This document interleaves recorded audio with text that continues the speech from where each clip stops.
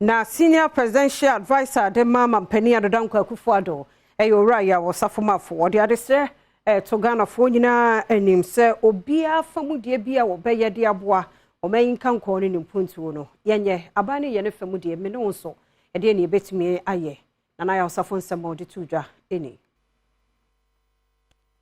ya osafomafo senior presidential advisor Emma Omampani Adodankwa Akufo-Addo na wode ato Ghana fo nyina anim se wonfa won ho enhyetu ho acha adwuma mu se de beya ebetumi aboa ama oman etu mpon na afei so asan so atwe wonum okreska obepese obabeboa wonum nkuru ahodo no wo mu se wonum anya tu ho acha adwuma emmoa emempumtuo entuma wonum nkuru ahodo ni mu wode sanse mi tudwa wa abra wonum ekobie abefo classroom blocks insia ene 10-seater water closet facility emadisuafo a wonum ewo Presbyterian cluster of schools a ewo Oda New Town osanso ebie abefo computer laboratory ano ema St. Luke Roman Catholic School a ewo Oda PWD camp ye ewo Brim Central mensini mu ewo epoye mantem mu ye ne nya ho mfaso ye ma ye nananum ne benya ho mfaso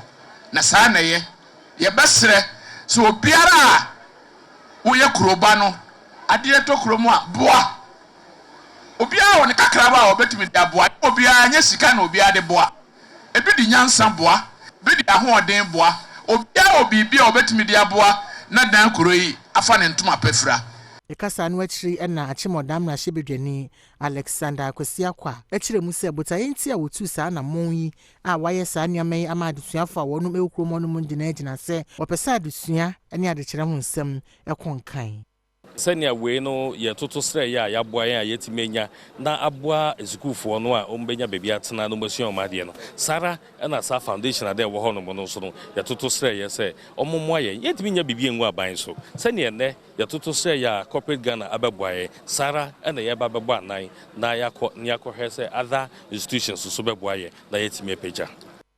Esther Kwei Soa Brim Central mensini no panyin kwankyerefo hwa adesua ho nsem so wono so den sem bi etudwa afa wo hwe teacher ni oye na adwuma o na enkwala no omo sua de isan say sa condition under which we will have to learn no na ni ho